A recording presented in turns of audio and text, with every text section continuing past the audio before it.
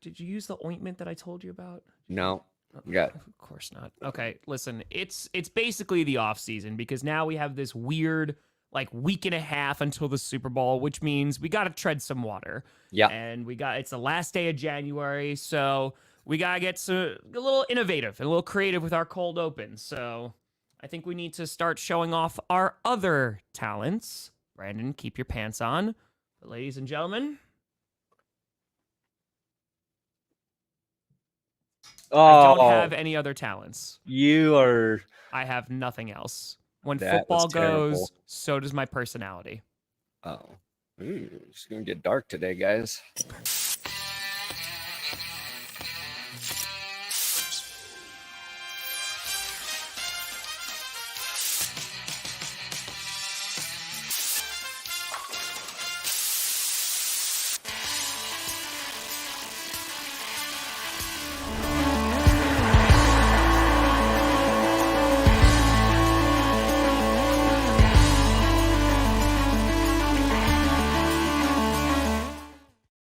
Oh, baby. Oh, Jesus.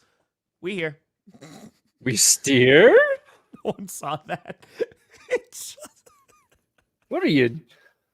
You're losing it, Tom. I tried to flip the pen while I did it to catch it, and I'm able to do like usually, but I just flipped it and it bonked off my face. What if it poked your eye?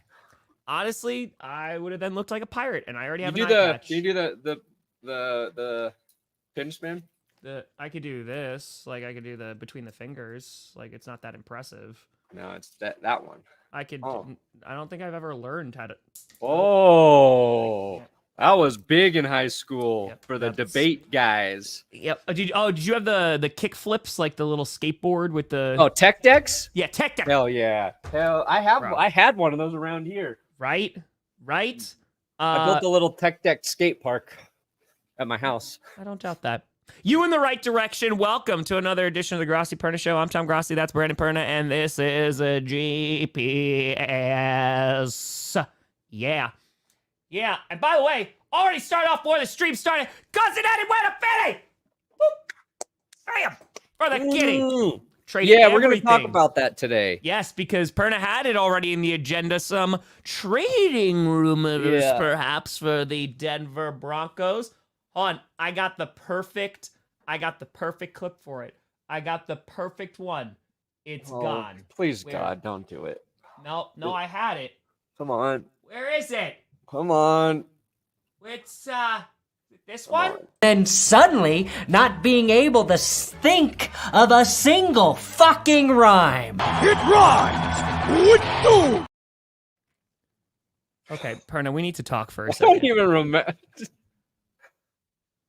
Somebody could put out an AI video of me saying something, and I'd be like, yeah, maybe I did. Maybe Brandon, I did. you know why I didn't know what clip that was? Why? Because you spelt rhyme RHYEM. Yeah, well, sometimes I just bloop. Whatever my fingers hit, that's the word. I was looking for the John Elway clip. Oh. I don't know what it's called in here, though. I got this. How easily we forget. John even says, A thank you to John Elway. Or John Elway. That's the one. That's the one I was looking for. We gotta get a label system. That's really going on. Yeah, we're all over the place. That's it. Yeah. But you know what? We're gonna talk about the Lions and Texans. Let's go. Yes. Doing the impossible, bringing back their kings, okay, their coordinators, the trade rumors. Mm-hmm. Oh, what was my first date with Jess? God, we're not gonna have any rails. I could already tell this show is gonna get derailed so hard, but now I'm curious. I'm pretty sure you know this story. I'm pretty sure I know this story too. Yeah.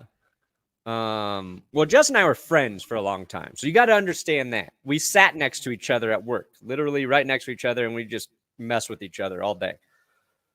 Yeah.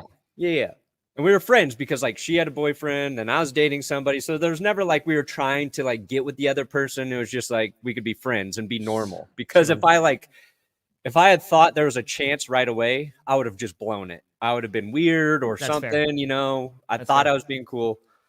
So we joke around a lot, and I got a Chili's gift card from my mom for Christmas. Yeah, you did. And Funny the joke Chipotle was like, chicken I'm going to take you crispers. out on a date to Chili's with my gift card from my mommy. And then it just happened to line up, and our first date was at Chili's with my mom's gift card.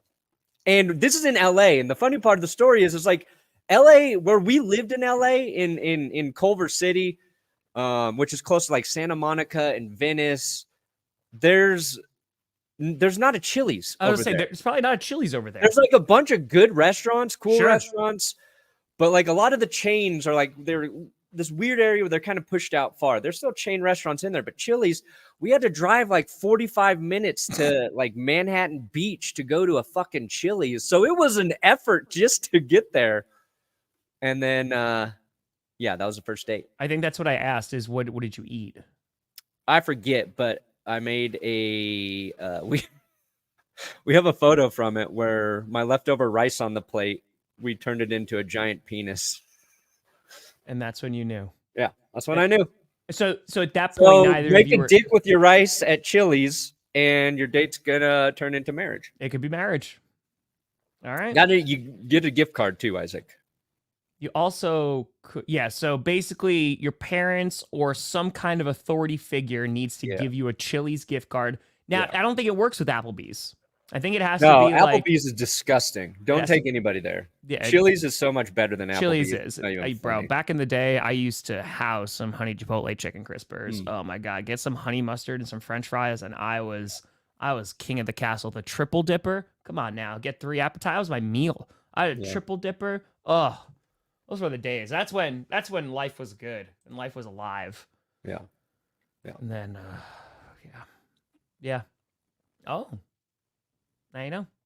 Now you know. Oh, Now you know. you know what, Hunter? Thank you. I mean, I actually looked up who it was. Then after I was like, I don't know who that guy is, and I was like, I really don't know who that guy is. But I appreciate that. Thank you. That's also, we're going to talk about coordinators today because that's the title of the show. Obviously, the Lions and the Texans keeping both their coordinators, but also Arthur Smith signing with the Steelers. And let's just say the reaction from the internet was less than ideal, or as you could also define it, as expected, because Arthur Smith is not the most popular man or coaching prospect after Atlanta. I'm not even saying he's going to do poorly, but I think it's like the Brandon Staley, right? Like he's getting all these DC, opportunities to go there. And while I think he could do a good job, I think for like the majority of the internet fandom is like, yeah, no, we don't want them associated with our team because every week he wasn't on our team and he was on the Steelers or he was on the Chargers. We just heard how bad he was and all the fans hated him. And so they're like, cool, now he's with us. I'll try and find a tweet for that I thought was really good. I think it was Robert Mays tweeted out. But that continues to be my favorite thing about football fandom is as fans, and I don't want to say casual fans because the people who go to Twitter to complain about coordinators, those are hardcore football fans. Absolutely. Like when you know who coordinators are, you're on a different level of football fandom. Like if I talk to like my friends that I grew up with about football, and they know a lot of shit, but they're not going to know many coordinators. You know what I mean? So the people who have like some real feelings about Arthur Smith would be 1, Falcons fans, and that's fair because he's the head coach. And then 2, hardcore football fans who pay attention to the narratives, the memes about the coordinators.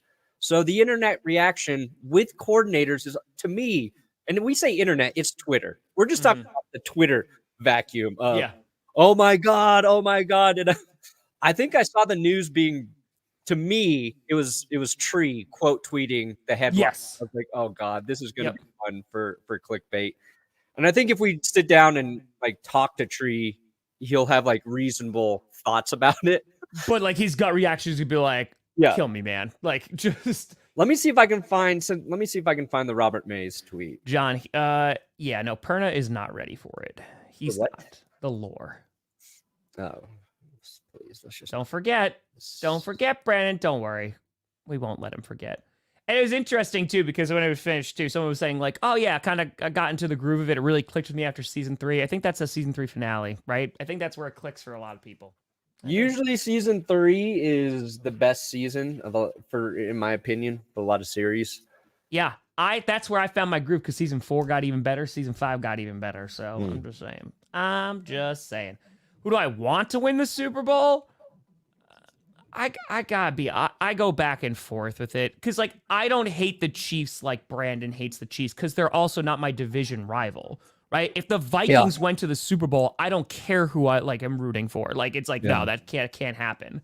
So would you root for Deshaun Watson to beat the Vikings? You know what? I knew you were gonna ask, and I knew as soon as I said it.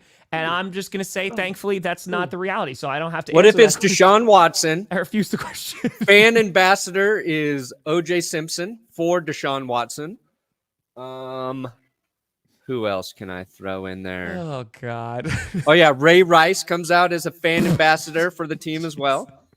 We're gonna find out how much you hate the Vikings. Dan Snyder has taken over the team. Dan Snyder owns the team. He owns the Browns now for whatever reason. For whatever reason, he's back. Urban Meyer's the head coach. And the guy from Bounty Gate is a defensive coordinator again. Yeah, Greg Williams. Boom. Yeah. Can you root for that team to beat the Vikings? If you say no, you're a pussy.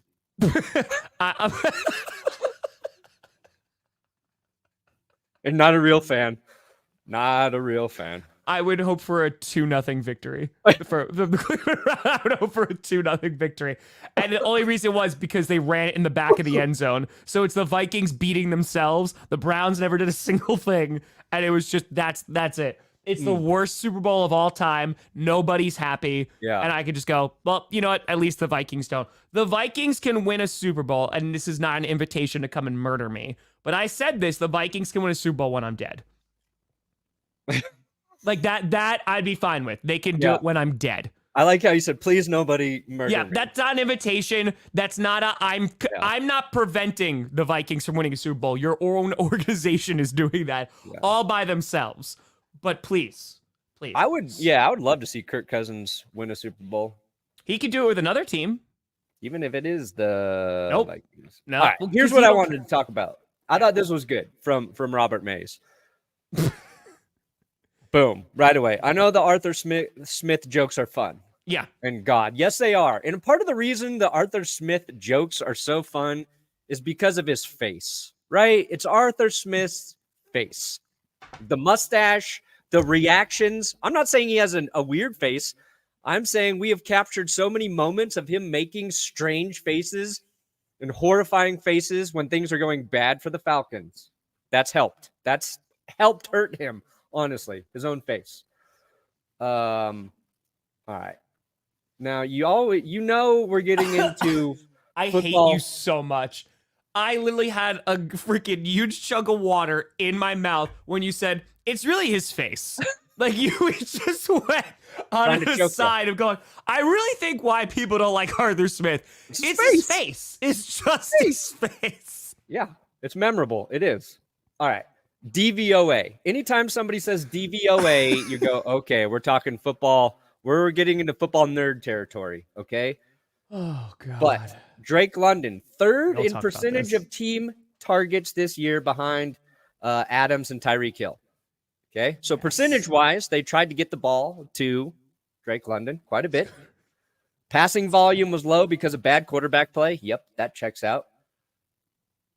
And one of the most efficient rushing offenses in football. So I advise you to just take a look through this whole thread here because I think there are a lot of good points about what Atlanta's offense really was versus us saying the Falcons are bad because Arthur Smith refuses to get the ball to Bijan Robinson and or any of their playmakers. I don't think it's true. I think the concern, I think the points you're making are valid. I think, and I'm not and I'm saying read through it because he kind of addresses a lot of like the counterpoints and stuff in there. And it's not like a pass for Arthur Smith. There are clearly problems there, and he did not do a great job. But so I think with those points being heard and understood, I think at the same time, he's going to what, in my opinion, is a very similar situation Yeah, to Pittsburgh. no, that's a great in which, point. like, your QB is not great. You know, Warren is looking good. Najee Harris is, like, better, but, like, Warren is good. You have, like, playmakers, Deontay Johnson. You have, you know, George Pickens. You have these guys. But it seems like he's just going to the AFC version of the Steelers. Now, maybe he's going to do better just focusing on the offense, but that gives me more concern of, like, it seems like you're hiring the guy to coach a similar team that he was just on, and they didn't find a ton of success. Yeah, no, that's a really, really good point. And it just comes down to the easiest, simplest truth about NFL football. It is hard to win if you don't have a quarterback. Yes, that's a no. Aaron Hernandez. No, Brandon, do not pull. Oh, Jesus God. Yep. Well, we're just gonna wait for it. Yep, there it is. One day I will auction off. I was going to say, you Aaron have to Hernandez auction it off at signed this football. point. You have to sign it, though. I'll also sign it. You have to sign it, and that'll be it. Yep, playing their 4th Super Bowl in 5 years. Yep. Yes, I think Bert Kreischer was on Julian Edelman's podcast, and he had a question about Aaron Hernandez. That was kind of weird and kind of funny. Yeah. I can't remember right now. Pete Carmichael. He's not the OC. I know. I like it. I think that's another thing too. It's like, okay, so the Broncos offensive coordinator is actually Joe Lombardi, technically, I think. But it's Sean Payton's offense. He's calling the plays. You could put in who was the worst offensive coordinator this year?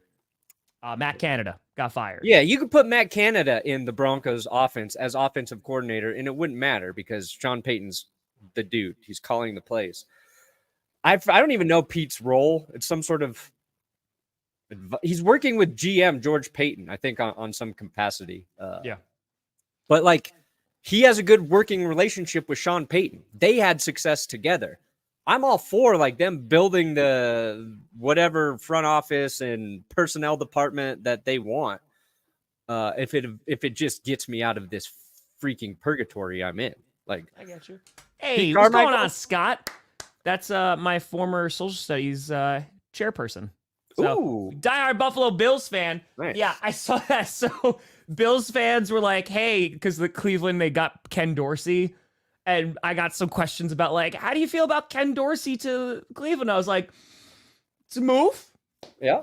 It's a move. And I think that, again, the problem is, one, we talk about how incestuous and also, like, how many repeated opportunities, talk about recycling coordinators, like, they get as head coaches, as coordinators, what have you. And you see a lot of the same names just get floated around a lot. Like over and over again. And it's not until a team takes a chance on, you know, a linebacker coach or a defensive line coach or a quarterback coach and puts them in either in a coordination spot or makes them a head coach that then those names start to float around more and they'll be given those opportunities. You have to like break through to show, okay, even if you don't do well, right, you're more likely to get another opportunity when you've already had that position and that experience. So, like, that's why, like, a Ken Dorsey and Arthur Smith, like, they get these opportunities. And while fans might be like, well, wait a minute, they were just on other teams and their teams and fans hated them, right? They did better after they left. Like, when Ken Dorsey left, you saw the Bills' offense do better. Now, there could be a number of reasons why, but, like, you have to look at what Ken Dorsey did. And before and after, there is a pretty substantial change. So now you're kind of going, okay, are you just going to get the same result? And I think that's ultimately what fans are worried about because the vast thing, like what they're hearing about these guys is just all negative. Yeah. But Stefanski's an offensive guy, right? Does he call plays? Does Kevin? I think he's the play caller in Cleveland. Yeah. If I'm not mistaken. Like, I don't think it really matters. Yeah, so in that case, it's basically what you said with the Broncos. Like, it's ultimately not going to matter. I remember that. Yeah. But, I think the other thing, if you wanted to compare Smith and Dorsey, the difference is like Ken Dorsey was underachieving with Josh Allen, right? Sure. So, like, to me, if I'm taking a chance on a guy, it's probably going to go with Arthur Smith, knowing the guys he's worked with. He was Ryan Tannehill in Tennessee. Then he takes a head coaching job in Atlanta. And Mariota, Ritter. Was he there the first year with Matt Ryan? Or was that when he was gone? I can't even remember. But, like, he's had less to work with. So, if, like, you're evaluating on that on that scale, your quarterback scale, then there's probably a little more optimism for a guy like Arthur Smith. But Arthur Smith's going to have a real pure offensive coordinator role with the Steelers. Sure. Versus Dorsey's going with Stefanski, and I think it's more of an assist rather than like, this is my offense. We're doing it this way.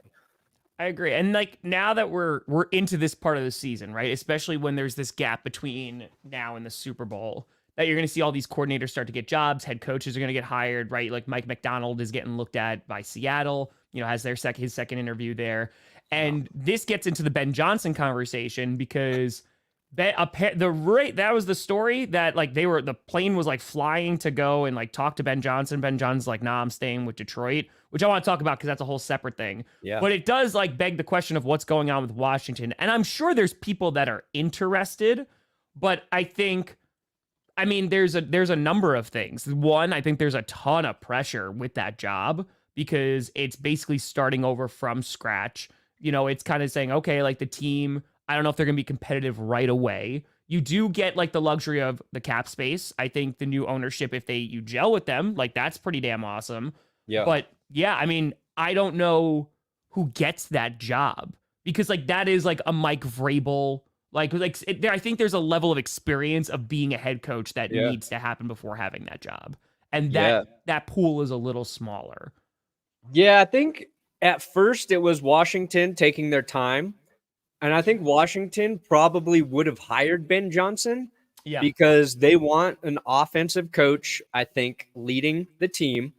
Their GM, he came over from San Francisco. So their success there is built with Kyle Shanahan running that team, running that offense. Mm-hmm. And so I'm guessing it was a little bit of a surprise that old Ben Johnson pulled out his Johnson from that job opportunity. It was right there. I had to. Yeah, I had to. I get it. You're just a wordsmith. Yeah. So now they're kind of screwed. But we've seen teams be screwed and then they end up with the right guy. And I respect Ben Johnson waiting for the perfect opportunity so much. I think Ben Johnson got a little bit of the you don't mess with NFL ownership treatment, because right after the news broke that like he was staying with the Lions, I think it was Schefter was like he was asking for an insane amount of money. It was like immediately let's throw some fucking dirt on this guy. Like why would Ben Johnson wanting, say, $15 million a year be an issue if the Chargers are willing to pay Jim Harbaugh that, right? Like, that's just what coaches get paid. Like, that's what coaches are getting paid. And it doesn't count against the salary cap. Washington they've got a rich ownership group. And if you want to pull a guy away from a really good situation, then you got to pay him. But I don't even know if that's true, because there were counter reports to that. But it's like, you made them angry, and now they're gonna go to Schefter to get out their side of the story to make themselves look just a little bit better. I think. Okay, so I'll answer this question in a second. To your point. And I saw this actually from a beat reporter that I follow who covers Washington. And I'm sure that there's like, obviously some feelings about that. But the fact that Washington was like flying over to like talk to Ben Johnson, and like the fact that this fell through ultimately, and while the plane was still in the air, saying that he's staying with Detroit. Weren't they meeting with Aaron Glenn too? I honestly don't know. I can't remember. Off the top of my head. The point that I'm making though is like, that's not a great look. If they're like, hey, we're coming to you, and then we're like, oh, no, I'm going to stay now. Like, just the timing of it's not great. And what this beat reporter was saying was basically that could impact the way that teams are going to handle their interviews going forward. And I'm going to say, like, let's just say Ben Johnson decides to become a head coach in 2025. It may reflect poorly. And my response to that is absolutely freaking not. Because if Josh McDaniels can pull out of that deal with the Colts and do the way that he did and still get head coaching jobs.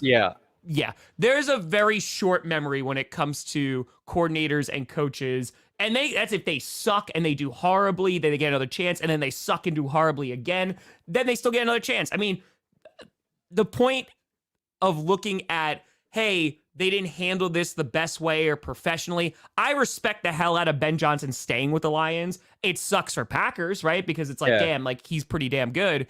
But like, dude, like he wants to go win a Super Bowl with that team.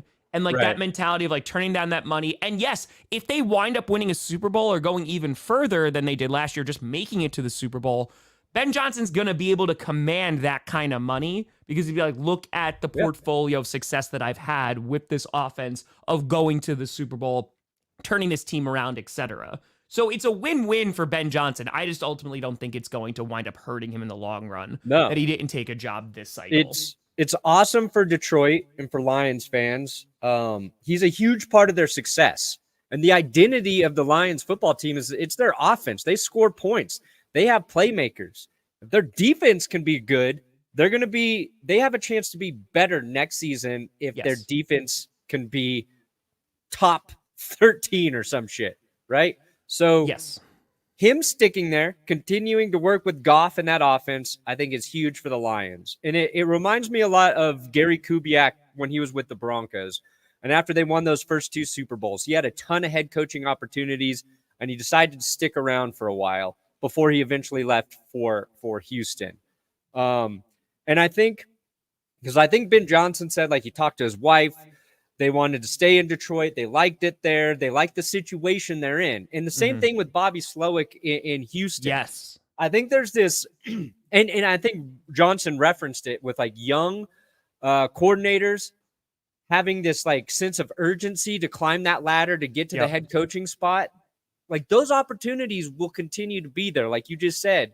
Yes. And there's something to be said for just gaining more experience in perfecting being an offensive coordinator, which to me, you could argue Johnson kind of did that by getting the Lions to the NFC Championship game. That's like one of the most impressive feats we've seen in the last like 30 years.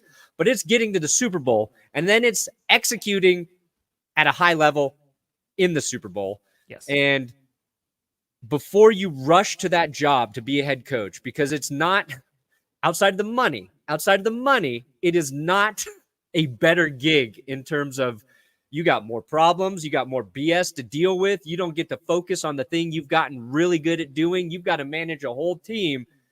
And as a young coach, you got to be ready for that responsibility. And I think a lot of guys kind of rush into it. And sometimes it works. We've seen more young guys succeed there. Sean McVay, Kyle Shanahan was younger when he took that job. There's a lot of examples of it working, but like, make sure the situation's right for you.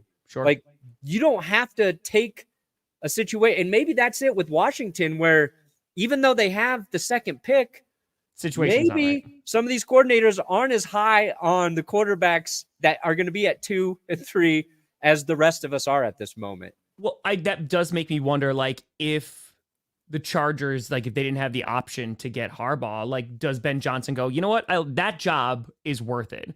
Because I think you mentioned like Bobby Slowik too. I think that this also comes with legitimately culture building, in which you look at what's being built. The Lions, there's a very specific culture that's there right now. Dan Campbell has significantly changed that culture, right? They've changed that culture over the past few years. They've definitely changed it. They drafted well. They put together a lot of former players who have been, and coordinator spots on the team. And for you to be like, yeah, I also want to do this because this is a good option of like for me professionally. Because yes, if I became a head coach and let's just say I went to the Panthers, we don't know if that's going to work out. That's going to be a tough gig. But even if I go out to the Chargers or I go out to the Commanders, wherever, like you said, all those things are true. If you fail, it's not going to look good. But at least my name said head coach now on my resume. Right. And it'll help me get future head coaching jobs in the future if this one doesn't work out.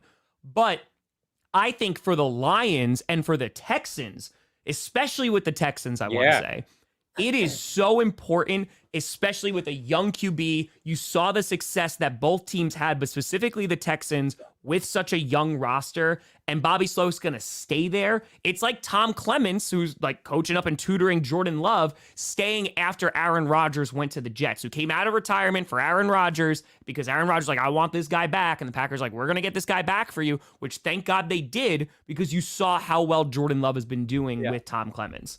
And to answer this question, the offense coordinators, if they don't call the plays, they put together the game plan for the coach to then call the plays. Yeah, so they do a lot. Plan. It's like, to me too, it's a lot. It's a lot cooler to win a Super Bowl as an offensive coordinator than go and shit the bed as a head coach on a struggling organization. Like, a lot of head coaching jobs, the reason those vacancies are open is because the team is not in a good spot. Sure. So, and if you're a hot offensive coordinator, chances are your team's really good. And year 2 with CJ Stroud, like, yeah, stick around. Work with that guy for a while. Like, build something truly special. Because the other thing, too, with Slowik, how much of it is him versus how much CJ Stroud is just awesome? You know what I mean? And those are the questions, like, again, we're never going to know the full answer because we're not on the team, right? And but we've seen how, look at the Eagles. They go to the Super Bowl last year. They get stripped of their coordinators, and look at the season that they put together. If you have that, if they had the same coordinators, and I know that they didn't like Jonathan Gannon, but I think there was times last year, even though not in the beginning of the year, that because Sean Desai was actually looking good, like the defense was looking good, but immediately when that defense stopped looking good, it was like, okay, well, maybe we were a little harsh on that. They should have never went to Matt Patricia. That was silly, but no. Yeah, so huge win for the Texans and the Lions. Like, I love it. I love the consistency. Lions are in year 3 of their rebuild. They're going to be going into year 4. This is just year 2 for the Texans. Like, and they kept their QB coach. Like, just keep that consistency, add some pieces. Let's see what we can build together. And I think that's a huge part of keeping those coordinators around now, is making sure the organization is a place they want to be and that they feel comfortable sticking around with for as long as it really takes. And that the Texans gave Slowik a pay raise too, right? They gave him more money. So that helps. And you need an organization who's willing to do that.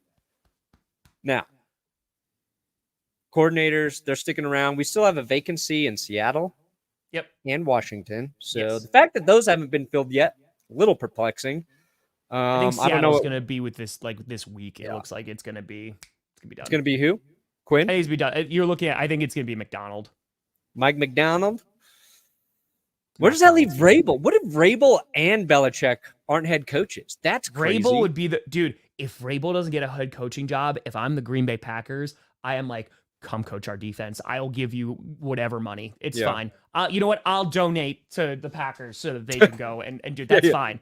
That's fine. I don't even care if I can write it off or not. Yeah. So I'm just saying. I don't know. I mean, listen, they're not getting a new coordinator and stuff. I don't know. I'm gonna go. Yeah, because that's weird too. Eric Bienemy. So like that's another one. Like, his name has been silent. Now I think they mentioned, right, that they're gonna look at Eric Bienemy. I just think that it has been really quiet, and with all the coaching changes that have already occurred, it's just kind of been buried a little bit. Because Eric Bienemy could emerge as the guy, but I don't know if that's what Washington wants, to be honest. I don't know. Because then if they did, like, they would have been like, that's our guy. I mean, the Raiders, they did their due diligence. They interviewed a few people, and they're like, okay, Pierce is our guy. Yeah. That's it. So, it's Johnson and Glenn. Got it. So, exactly. So, yeah, McDonald is the guy you're going to be battling for. But I think, all right, so it was Johnson and Glenn. Perna was right then. Okay. Got it. Oh, it's probably either the Jaden Reed touchdown against the Lions on Thanksgiving, or it's the Dante, I think it was Wicks. Was it Wicks? Against the Cowboys. Where he changed the play real quick, silently, and then... my favorite Jordan Love Did touchdown you was? say a pick six, Brandon? I'm gonna. Okay. Here. No, Underdog Fantasy. That's the real touchdown today. Brisket. Score big with our sponsor, Underdog Fantasy. I'm gonna disclaim you. The only reason Jordan Love was good this season is because Underdog sponsored GPS. I don't think that's true. Next year, Jordan Love has to give half of his salary to Underdog Fantasy because they saved his ass. I don't think so. I'm just reading That's fair. the script you wrote, Tom. I didn't write a script. Yeah, it did. Ooh, look, we got some early best ball drafts. Ooh, for the Super Bowl? Or is this? No, this is. Oh my That's God. what I'm saying. Yes. I like him as a leader a little bit more. Yes. We're back to slow drafting. This is my absolute favorite. Yeah, because you All get to pick like once every cajillion hours, so you don't have to just go, oh, no, I missed it. Oh, I missed it. The big board. I did a couple of these last year. The NFL 2024 pre-draft best ball. So you can draft guys like Caleb Williams, Drake May, get in Marvin Harrison Jr. They can be on your team before you even know where they actually go. Oh, yeah. Oh, yeah. I'm just going to sit back. Look, Christian McCaffrey still slated at number 1 there. Let's see here. I hear you. We got some rookies in here. Let me look at quarterbacks. Definitely, that's a great point, Jason. That's a great point.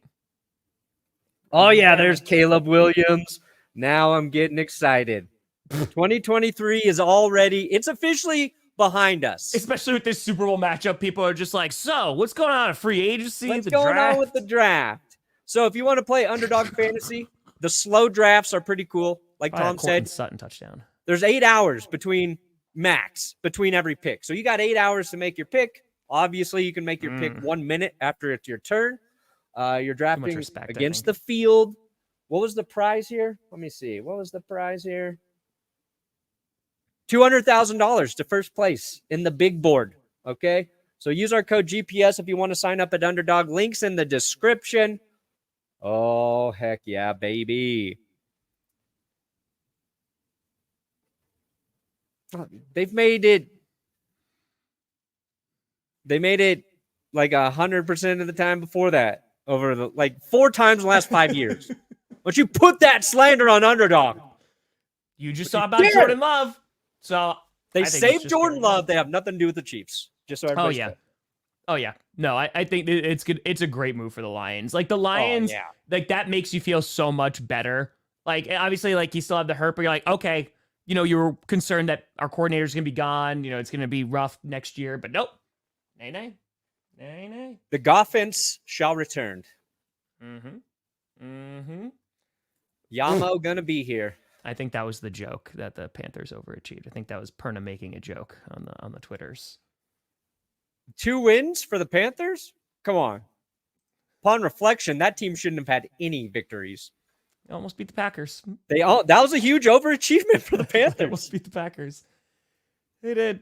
Yeah, Yes, I was messing with them. Yeah, it's interesting because that we talked about this when Bienemy was in Kansas City because he's been the guy that after all the coaching hires are done going, wait a minute, why not this guy? Because we've talked about offensive coordinators, like we're talking about this show about they build this reputation up. He hasn't. And so that's why I'm not trying to that's why there's been players who have said things, and I'm just like, maybe there's more there that we just don't know. Dude, because Bienemy has to rub people the wrong way. It's weird. He just like I don't know what other explanation there is. Just don't know. Probably a Falcon. Yeah. Maybe Raiders would be the second one though. Dude, he left to Washington to be their OC to prove he should have an opportunity as a head coach. Now the Washington offense looked good early with Sam Howell. Sussy, I am so glad that you asked this because what I have had on my other screen now this entire time that we've been waiting is this. Do you see this today, Perna? Yeah, I was reading through that first thing this morning. So, in case you don't, so first, to answer this question, I think Zach Wilson is very done with New York. Very, very done. If they wind up keeping him, he's gonna be like, bro, like I ain't gonna start again. Like we'll ride this thing out. I don't know where he goes because I don't know who's gonna give him another opportunity. I'm assuming a backup somewhere potentially. Come to Denver, baby. Wilson and Wilson. Let's get Wilson squared here. So basically what this article talks about is how they interviewed, was it 30 staff members from the Jets, and kind of just talking about this entire season. And the consensus was how much of a disaster it was. Yeah. In which how, Saleh had like this connection with Rodgers and, him trying to heal up and stuff. And Zach Wilson thought like, okay, well, I'm going to have kind of like unlimited access to Aaron Rodgers, but he barely heard from him. And it's it is a pretty rough article. Like it's kind of a mess going on in Jersey right now. I think I'm gonna have to do a Jets video after reading that. But like, they called Robert Saleh paranoid in that article. Said he had this fear that he was going to be like Vic Fangio, great defensive coach, terrible head coach. That they called this. One of the quotes was from like a source that Aaron Rodgers is not the assistant GM. Joe Douglas is the assistant GM. So they're suggesting Aaron Rodgers is strong-arming Joe Douglas. They basically call Nathaniel Hackett incompetent. He couldn't adjust his offense after Rodgers got hurt. And the Zach, they reaffirmed like the shit about Zach Wilson not wanting to play after they benched him. Like, he didn't want to return. So like, woo! What's that look for? There's nothing. What was it? You just happy as a Packers fan? I'm so happy I don't have to deal with this shit. I am so happy because this is what our offseason, and again, people are going to say, oh, Aaron Rodgers. I have said so many times that I am so grateful for Aaron Rodgers being a player on the Green Bay Packers. Sure. A million times. Brought the Packers to a Super Bowl, won a Super Bowl, like years of sustained success, one of the greatest quarterbacks I've ever seen play the game. But good God, I am so glad that I don't have to hear about pieces like this, about what's going on with the team. Nope. Yeah. It is, I don't have to care. I don't have to think about it. Yeah. It's not my problem anymore. And I could just be like, I wonder how much money they're going to give Jordan Love and what our new defensive coordinator is going to be. Yeah. To me, that the nugget there with Rodgers and Wilson is the light on who Aaron Rodgers, I think, really is. Where I think he made an effort early on to come to Zach Wilson's aid, right? To be like, hey, man, you're getting treated unfairly. We're a team now. The under the wing thing, I'm going to be here for you. And then things went south and Rodgers was unreachable again. Like, he wanted people to have the impression that he was helping Zach Wilson and being a mentor for him. And then when shit got real, no, he bailed. Had to focus on Aaron, right? Had to focus on himself. So if that part of it's true, again, who knows? But that to me is, I think, who Aaron Rodgers is. I think that after last offseason, in which Brian Gutekunst was called like not smart, not intelligent. Yeah, remember the Packers were also unreachable, or he was also unreachable for them.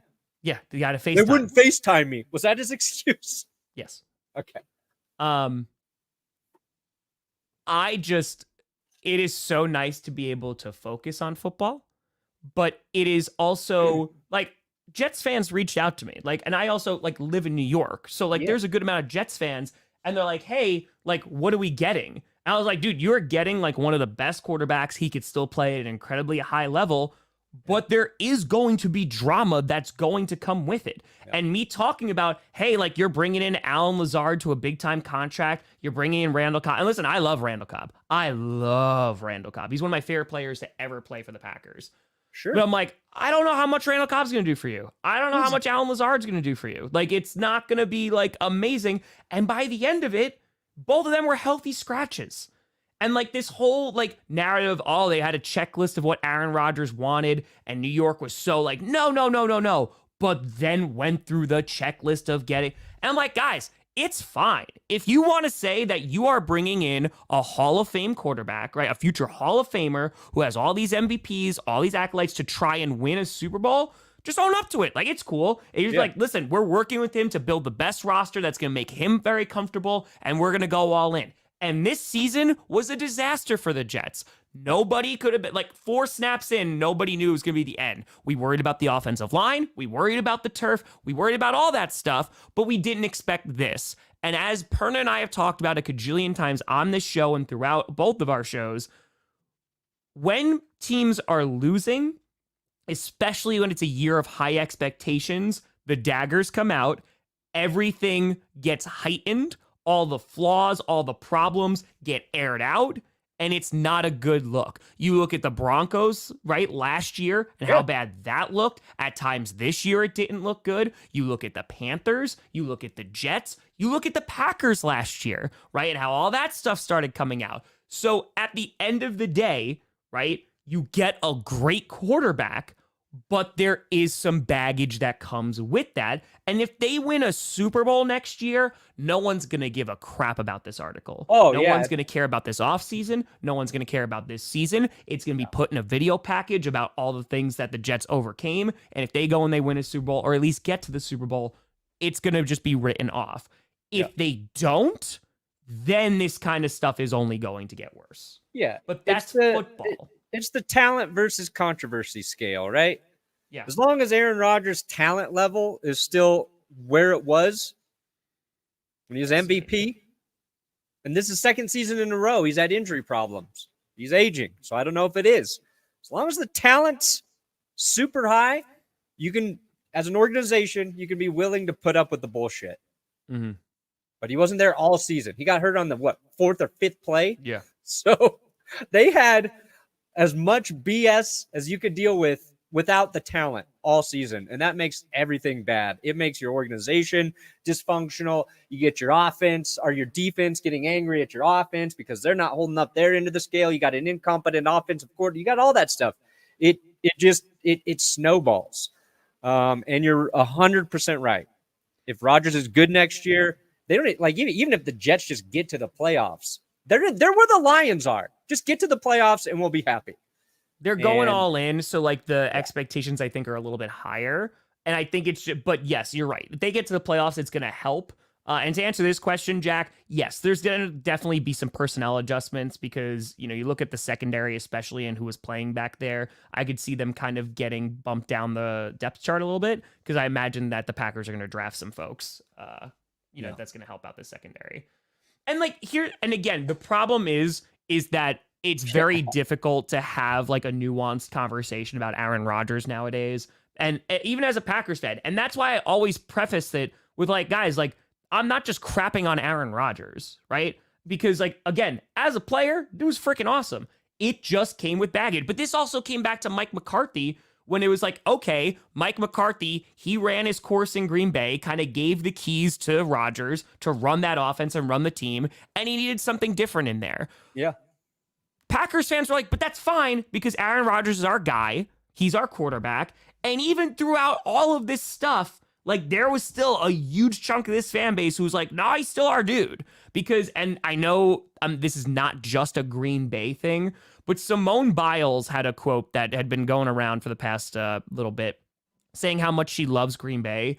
And she's like, the fans legitimately like make it feel like the players are their kids. Because they live within the community. It's a small city, right? Like Green Bay is not that large. You see them out in the grocery store. You see, like, there's so much access as a fan when it comes to training camp. The players are riding kids' bikes.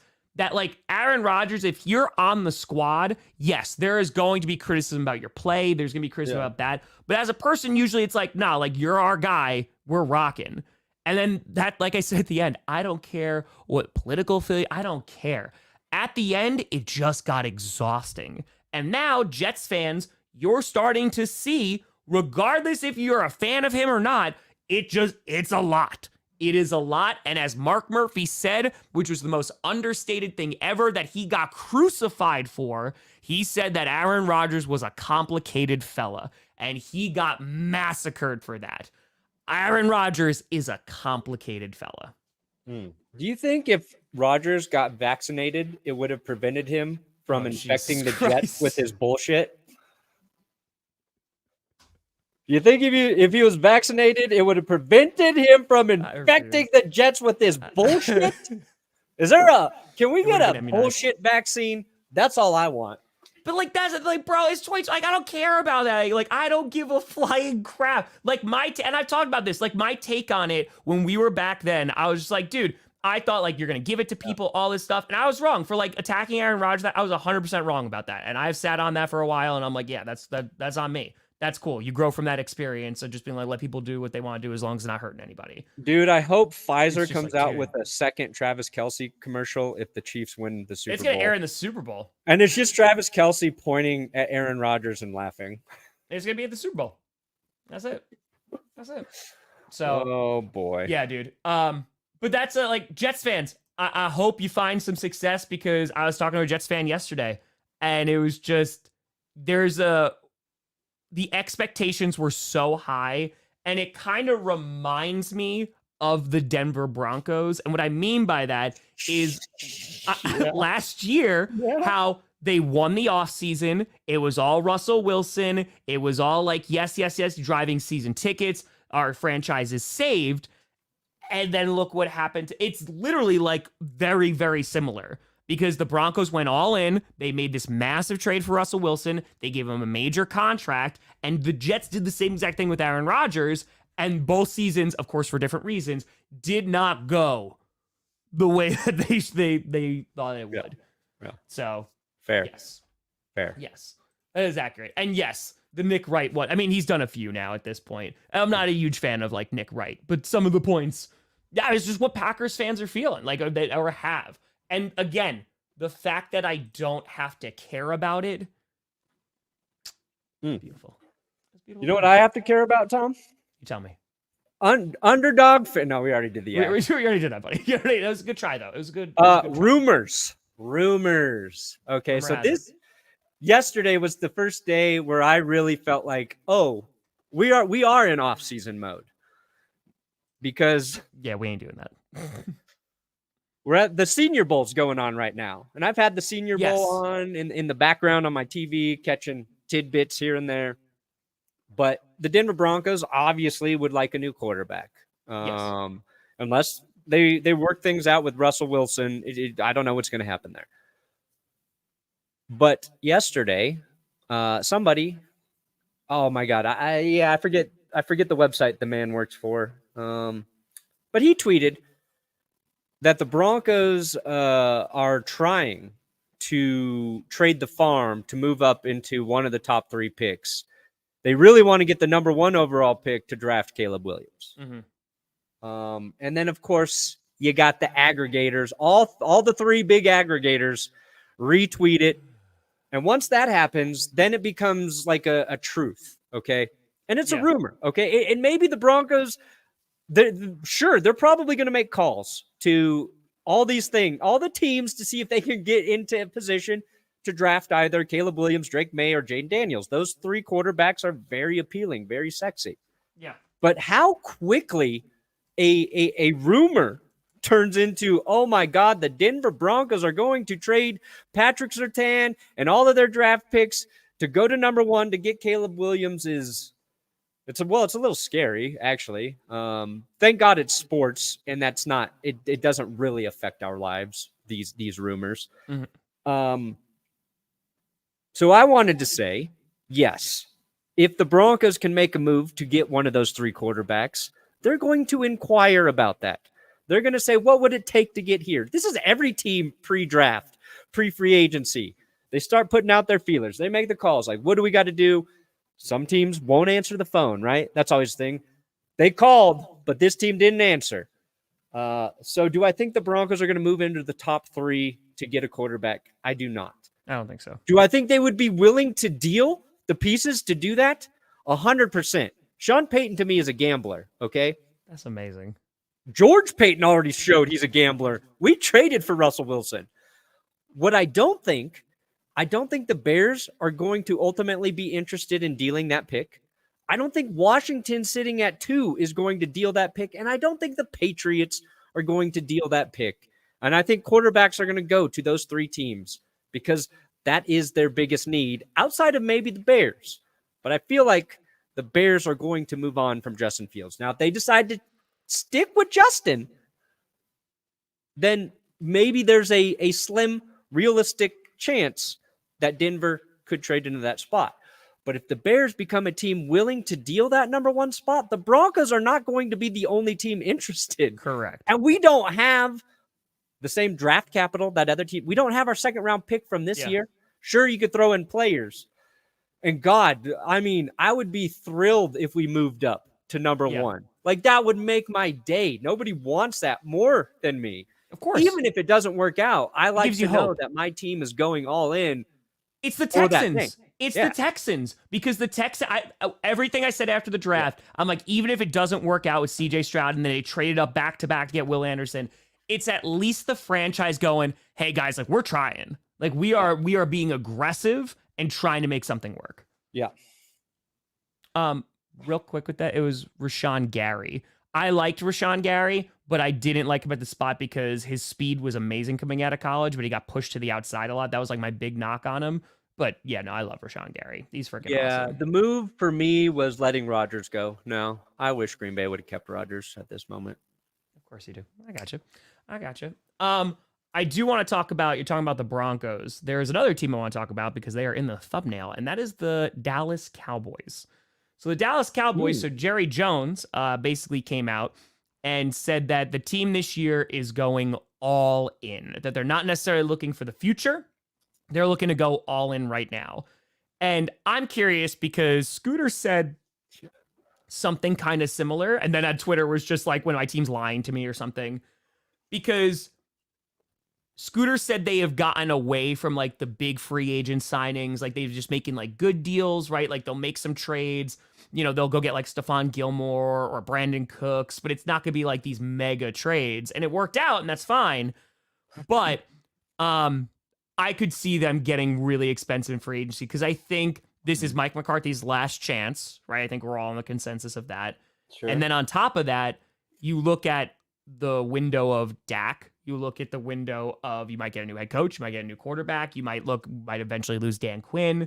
You want to make sure that you are able to utilize Micah Parsons before giving him a god amount of money. You know, that window is closing decently rapidly. So decently rapidly, that's a great word. It's closing rapidly. Like I would say. It's closing rapidly. So, yeah. If this doesn't work out for the Cowboys, this is going to be a big problem. And for them, Brandon, let's be very honest. NFC Championship is the floor. Like they have to make it to the NFC Championship game because if they don't, it's a failure. The problem the Cowboys run into though with the all-in scenario is they have to make cap room. Mm-hmm. They've got to do the Saints move because they're $14 million over the cap at the moment, right?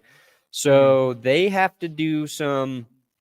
They got to do some NFL math and give themselves some cap space if they want to make a free agency splash signing. Micah Parsons still on his rookie deal, so that helps. But like Dak's getting paid, DeMarcus Lawrence getting paid.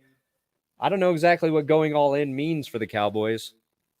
To me, the Cowboys just need to have a really good draft. They need a really good draft. They do. They need impact players right away, bolstering. I don't know what. Just offensive line. No, dude, they need to like they drafted was it Mozzie Smith. Yeah, so because they need run defense, dude. Aaron Jones ran all over them. And then like look at the bad game, like look at the Bills game. James Cook all over them. They need run stoppers, but they needed that last year too. Yeah. You know? So they did. I don't know what going all in means there, but sure. That's enough. There are a bunch of teams, and we'll probably do a video or an episode on this. There are a lot of teams where like next year is like make or break it for them. The Dolphins are in that situation 1,000,000%. The Cowboys are in that situation 1,000,000%. If the 49ers lose the Super Bowl, you could argue that they're in that situation, right? I think that'd be fair to say. Sure. God, the Vikings they're going to be in a weird spot. I don't even know. The Bills, good God, the Bills are definitely in that spot. Bengals get close. I know they're talking about T. Higgins now and that they want to keep T. Higgins. We'll see if they actually are able to maintain all their would-be free agents. But the Jets, of course, are on that list too. Like we need to win a Super Bowl like right now, or we are going to have a big problem. Lose to the Bears. Oh my God. Could you imagine? I'm not going to lie. I'd laugh. I'd laugh. Even the Bears, I'd laugh. I'd be like, all right. Yeah, who the Cowboys even want in free agency? It's gonna be interesting, man. I don't know. It's gonna be a wild next season, and I know we haven't even finished with this one yet, but there's a bunch of teams and like big teams that they need to punch their ticket. The 49ers right now, in terms of the Lions, yeah, they're not all in, but it is a very important year for the Lions. Because if they don't win, then I think that there's a good chance they lose like Ben Johnson and stuff like that. Like then it finally goes. But we'll see. It's going to be hard for them to be better, like Dan Campbell said, but yeah, I think it's a feasible possibility. Fangio, I like, I think it's gonna help fix that defense. It's not gonna be worse. Kellen Moore is the only one I don't know about, but as I've said, like I don't think it could be much worse. Yeah. Well, the offense was horrible last year, so I don't think it could get much worse than what it was. So, well, we'll see. They might. I wouldn't be surprised. Like they move up and maybe go and like draft somebody, make a big splash sign. Maybe they go get Marvin Harrison Jr. I literally was like, do they pull like a Des Bryant? They're like, we're just gonna go out. We're gonna get him. They pull a Falcons with Julio Jones and just go, let's go crazy. Dude, if they made a play for a guy like that, that would be fun. If you're like that, would get me excited to watch that offense. Yep. Yeah, that's a great point, Rob. The Jaguars are in that situation because they need to figure out like if they have the right personnel / coaching there as well. Yeah, it's going to be an interesting year for some major teams next year. So I'm just saying. Perna, what do you got coming out today, my friend? I think just a short. We dropped our Detroit Lions Dan Campbell video yesterday. It is honestly one of my favorites. So make sure you check it out. Barks put a lot of work in it. Will put a lot of work in it. If they would, man, if the Lions would have won Sunday and I could have posted that, I think I would have had my 2nd million viewed video. But go check it if you're a Lions fan. It's going to get you excited. The Packers playing the NFC Championship game, If wishes were fishes, the world would be an ocean. I know, Tom. It was an ocean. There was hope. But that's it. What do you have? Predictions coming out today for the Super Bowl because I released it like a week before, like the Wednesday before, and it tanked. So I'm releasing it today. Also, the second Patreon meetup is going to happen today because it's the last day of January. So I did one because I missed it in December. So I did one earlier. Going to do a second one tonight. Going to be around like 6:30 or 7 o'clock p.m. Eastern. I'll let you know. I don't know if there's going to be a reaction video today. And if not, the Ravens one will probably come out tomorrow. Nice. So that'll be it. Nice. But folks, we appreciate the heck out of you watching and tuning in. We'll be back on Friday for another edition of GPS at 11 a.m. Eastern, 9 a.m. Mountain Time.